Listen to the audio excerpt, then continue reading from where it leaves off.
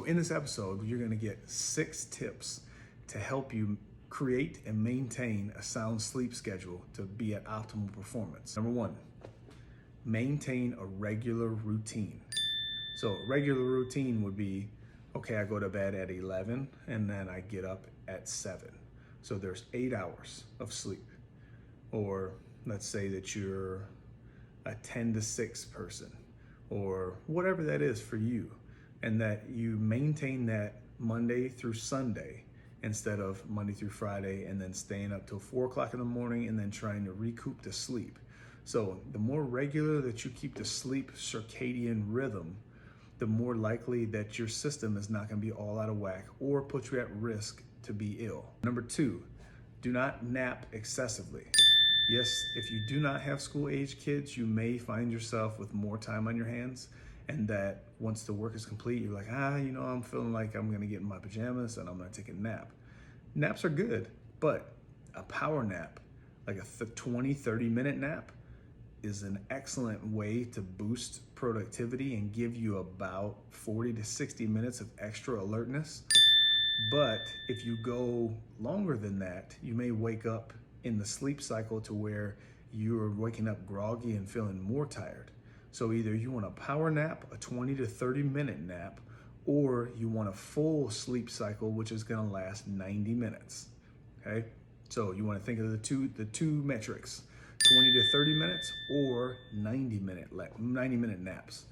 So you wanna have either or. Power nap probably be the better bet because you're gonna be more productive, but if you have the time, a 90-minute cycle will give you about 3 hours of alertness. So you gotta figure, it's a 2-to-1 ratio. However much you sleep, you're gonna get double the amount of alertness minutes on the back end of the night, okay? So you wanna try not to time those sleep efforts later on during the day, or you will not be able to sleep in the evening. Number 3, get exercise. Your body is made to move. It is not meant to be slumped in that chair or your recliner while we're doing our work on our laptops or we're watching TV or we're tending to kids. It's not meant to sit all day, and it actually will cause you pain if you sit all day, and you're not gonna have the need and when it becomes nighttime to go to sleep. So if you think about a dog and the dog has been pent up all day long in its crate or in its house, the dog is absolutely crazy. It has not had any kind of physical outlet that can get out and move, and then it just is nuts. Our bodies work the same way. So get out, get some sweat going, make sure your heart rate is up, go enjoy the outside if weather permits. If it doesn't permit, do it in your house. Attached to our page is a ton of information that you can do body weight, and it doesn't require any fancy equipment. So make sure that you're getting at least 30 to 60 minutes of activity every day of your life to promote better sleep.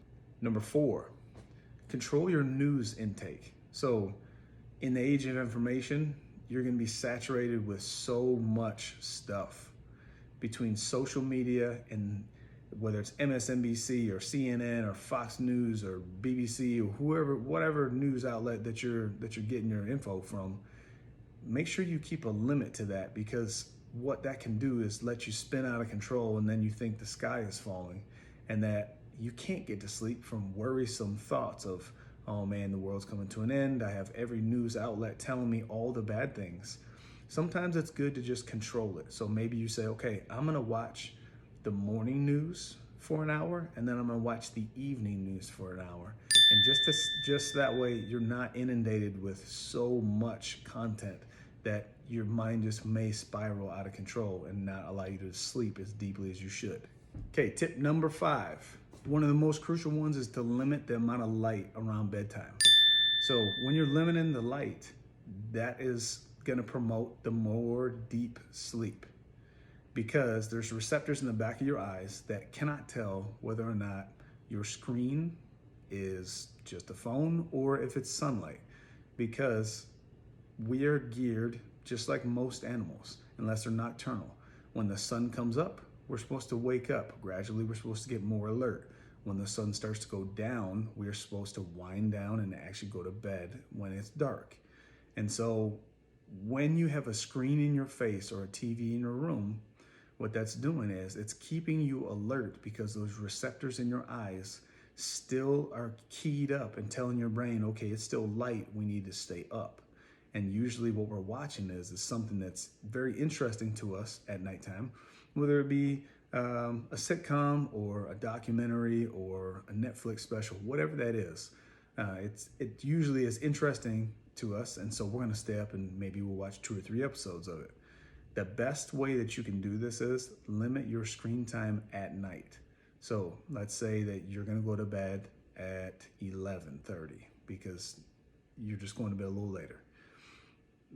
At 10:30, 10:45, shut that TV off because your body is still gonna be keyed up, especially if it's like an action-packed thing or a very interesting, scary type crime drama.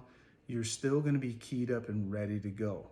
So getting in the habit of stopping yourself just short and saying, okay, tomorrow I'll just start the show a little earlier so I don't have to run into, missing my show.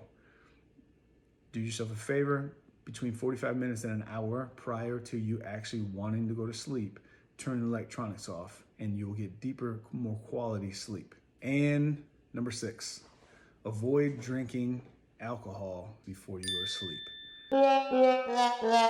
A common misconception of, okay, if I have alcohol, it'll help me get to sleep. And sometimes it will help you get to sleep, but you'll never get to that deep sleep that you need. And so the mental restorative part just doesn't get checked off. So notice when you drink heavily, you always wake up in the morning feeling not rested. It's because your body goes immediately down to the deepest levels of sleep for physical restoration as opposed to the mental restoration.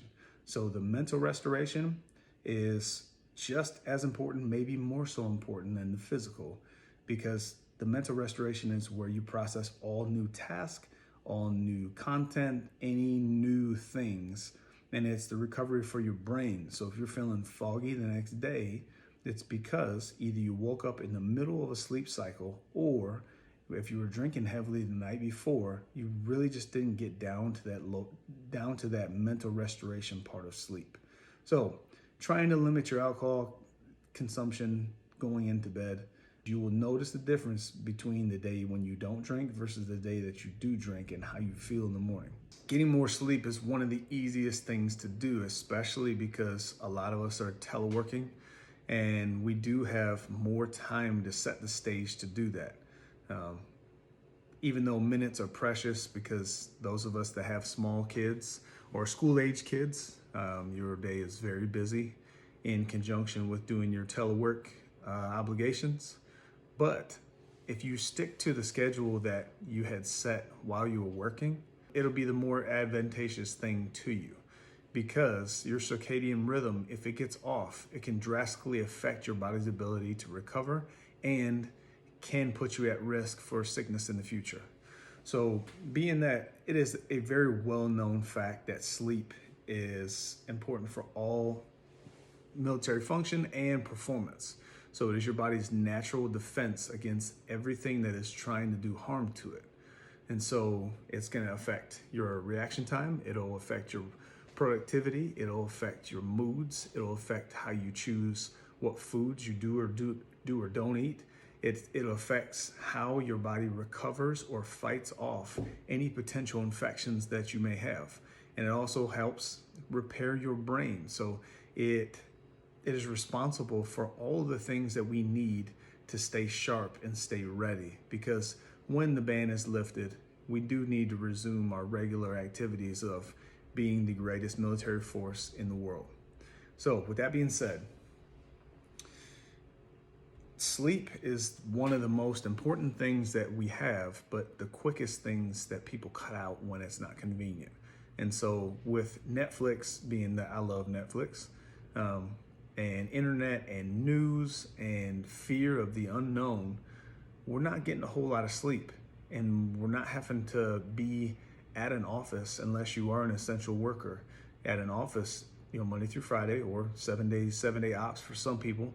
And that increased alcohol intake is also happening. So it's very much impacting your body's ability to be efficient and to perform at a high level. And so all of those things can really add up to you having a tough time readjusting to life once we get back to normal. So what we have found recently, researchers have found that researchers have found that sleep is the best predictor whether a participant or whether a patient would fall ill. And so as previously stated, that sleep is basically your regeneration tool.